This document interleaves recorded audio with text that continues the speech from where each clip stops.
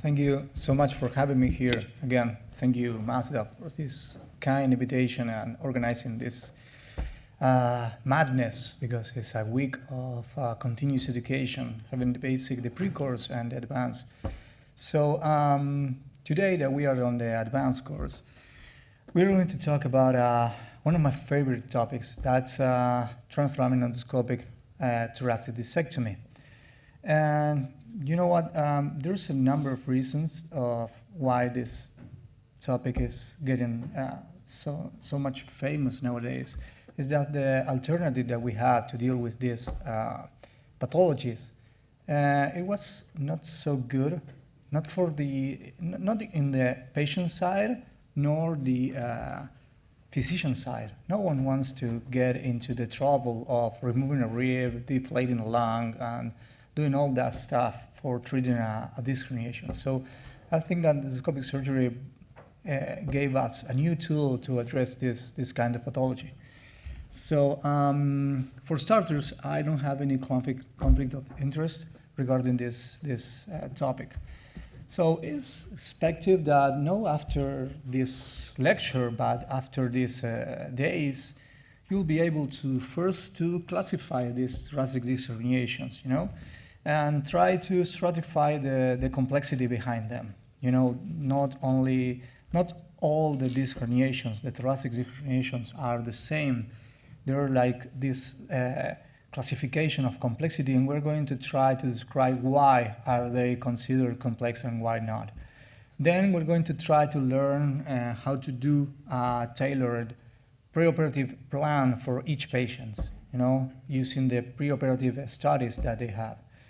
Then we are going to pass on execute that plan in the OR as systematically as it could be, and then try to manage the deviations that could occur on that initial plan. Yeah.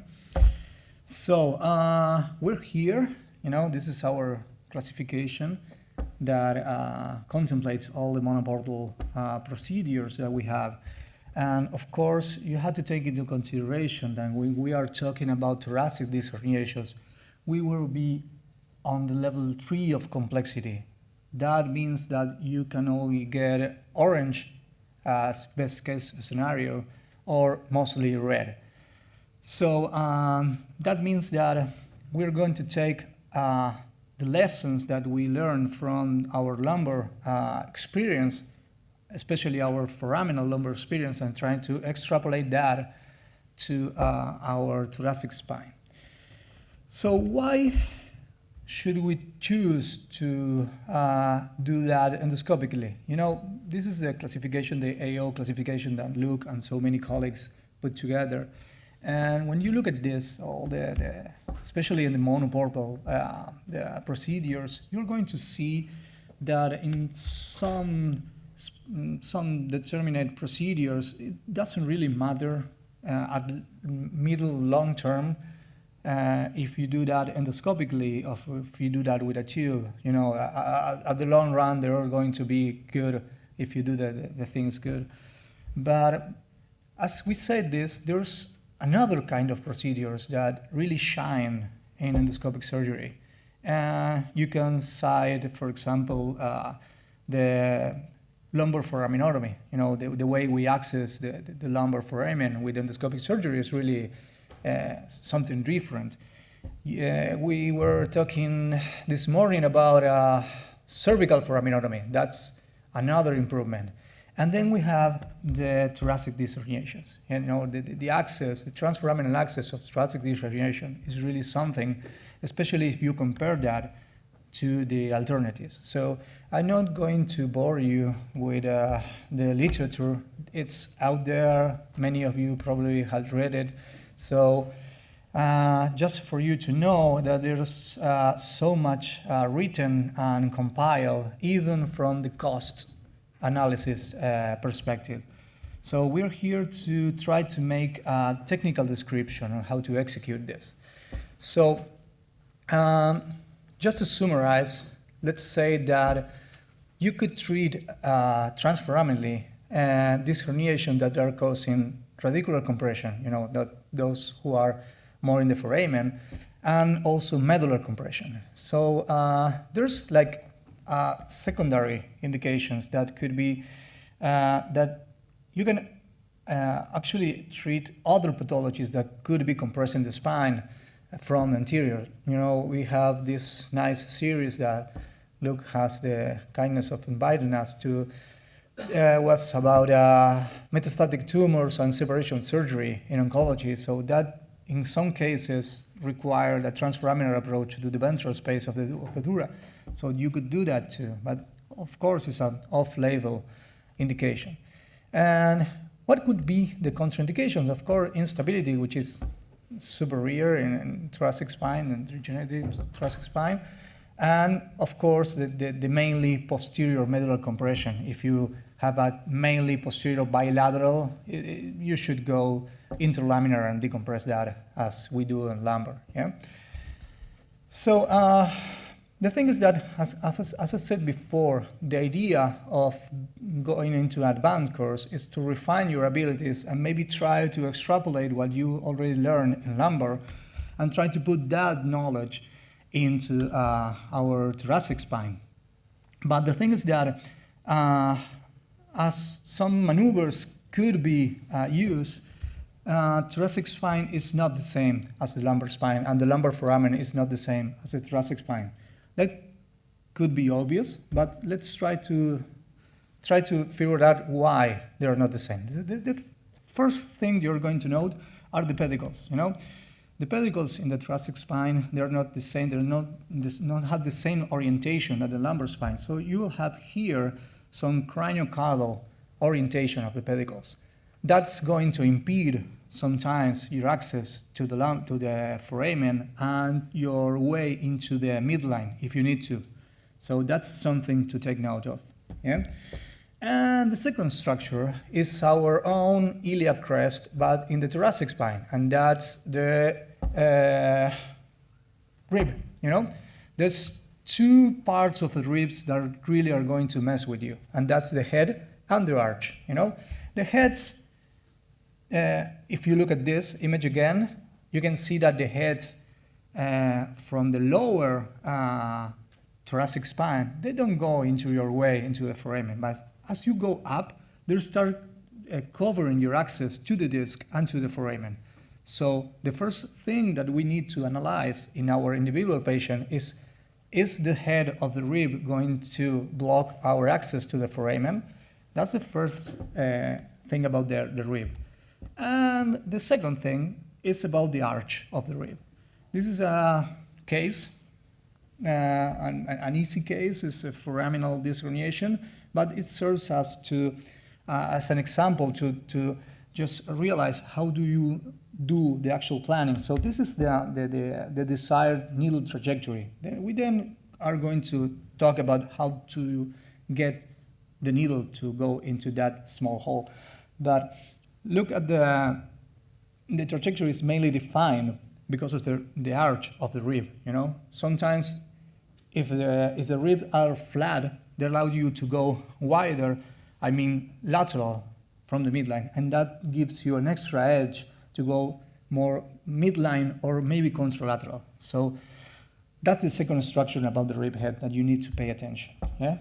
So some special considerations about the thoracic disc surgery under endoscopic visualization.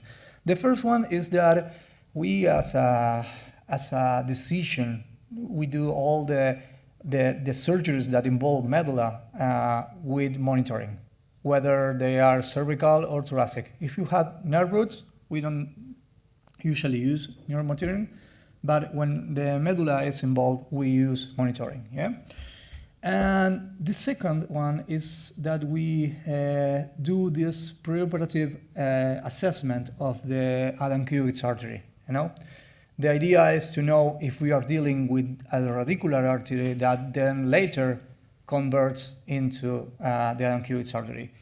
We never had a radicular artery injury, never in our cases, but I would like to say cautious, but really I think that the word I'm looking for is coward, because if I identify that my entrance is near the uncuvus, I won't do a transforaminal approach on that side. So in this paper, you will find like a guideline on how to ask your radiologist to do a good angio-CT and get your uncuvus artery right. So, and the third thing is about the level check. You know, most of the mistakes that we regret are the simple ones, and do the level check is a good way to avoid them. So here's a simple way that doesn't involve marking in the CT scan and stuff. It just, you have your patients in the OR table, and then you go and put that patient under CT, under C-arm fluoroscopy, and then you start doing like this. You put your first marker here, and then you go up. I put your second marker there on the contralateral side that you are operating. Let's say we are doing a left case. No? So then you go up again until you reach your desired level, and then you put 2 markers on the pedicles. So then you leave that last 2 markers in place, and you do the surgery with those 2 markers. So your disc is going to be between them, and here's how you actually see that on your lateral and AP views. And you can leave that all the surgery, so if you ever get disorientated, you're going to have this guidance to remember where you go and where you are not supposed to go. Yeah? So, again, we are talking about complexity level 3, but not all disc herniations are the same. So let's use that classification that the team of Uribe brought like a year, 2 years ago, 3 years. So, and try to use this classification first as a marker of complexity, and then to guide our case discussion. So, if you look at this classification, it's five types, 0 to 4, and you know the difficulty is going higher while you're traversing like 3 different factors. The first one is the midline location of the hernia. The second one is the size, and the third one is the calcification of the hernia. So those 3 factors are the ones that we should take into consideration when planning, and are the ones that we are going to discuss here on how to deal with them. Yeah? So let's start with a simple one, and let's use this basic form of this herniation to see the actual technique, the one that you are going to replicate in the lab. So here's our case. This is a 36-year-old patient that had this pain around the chest. On the studies, he had left D8, D9 foraminal disc herniation. And again, we do all these surgeries under continuous memorialization. So here's our pathology, well described, well seen in that CT scan and in MRI. And it's the same one I showed you before. Okay, that's the pathology, and this is the planning of the puncture. Yeah, you're now going to try to define the pathology and the desired needle trajectory. That needle should go between the facet joint and the arc of the rib. So that's really hard to get in the first try. So we're going to see how to actually get that puncture done. But here you will measure the distance from midline. Yeah, the same way we do transforaminal and lumbar. So next is that we assess, as I said before, the skin incision. We measured that, and of course we had our previous angiogram, angio-CT, to locate the uncuvus artery and make sure that we are not messing around with that important structure. So here's the puncture. So first, you're not going to aim to that tiny spot. The first thing you're going to do is you're going to try to hit the facet joint, yeah? So what we always say is that if you're going to miss, please miss up. Never go down, because down is the lung, and you know what happens if you puncture the lung. So try to miss up, correct the angle, and then go inside that tiny spot, scratching the surface of the facet joint. Yeah. So once we got our needle, our guide wire, our dilator, the most common thing is that our dilator is not going to get into that tiny spot because of the width of the dilator, yeah, the diameter. So it's going to stay a little before out. So what we're going to do after we put our working channel, we're going to first try to look a little up, yeah, like leverage our endoscope. So here you are in the left side, here you have in the left side of our screen, the vision that you have with that position. You're almost facing the facet joint. So the idea is that you do your tilting of the scope and face the actual space you need to check. See that? After you've done that leverage, you are now facing the hole that you need to dig to get into the space. So now, what you're going to do is start your endoscopic surgery. So here's our initial endoscopic view. That's the SAP, that's the TP, and that's the neck of the rib head. So you start drilling, doing some space to maneuver, drilling the neck, drilling the facet joint, the external aspect of the facet joint, and then advancing your scope into that hole. As you advance your scope, you're going to start encountering some familiar structures, yeah? And that familiar structures will lead you to continue that drilling safely and to tell you exactly where you are, yeah? So now you find the epidural space, and now you start reaching for the pedicle and for the SAP. So now you are near the canal. So what you're going to do next is you're going to start taking out that fat tissue. You're going to see that medulla, and then drill finally the rib heads and advance like a levering maneuver going into the canal. Then in this particular case, who was like in the foramen, you're going to use whatever tools you want, maybe the Carrison, the rongeur, the pituitary, to take out that disc herniation that we already saw. So the thing is that using the working sheet to protect the medulla, you can even drill that fragment without risking to get an injury. So here's the soft remnant of the disc herniation. That's the dorsal medulla, and then you can take that fragment out, see the amount of exposure that we have made. So you take out the fragment, and when you are completely comfortable on what you are done, you can inspect a little what you're done, and then you're gone. Look at the place that the hernia left on the impression of on the medulla. So, of course, this intraoperative view gives you some degree of satisfaction, but we always check with a post-op CT the disappearance of the hernia. And that's the first level of complexity in these herniations.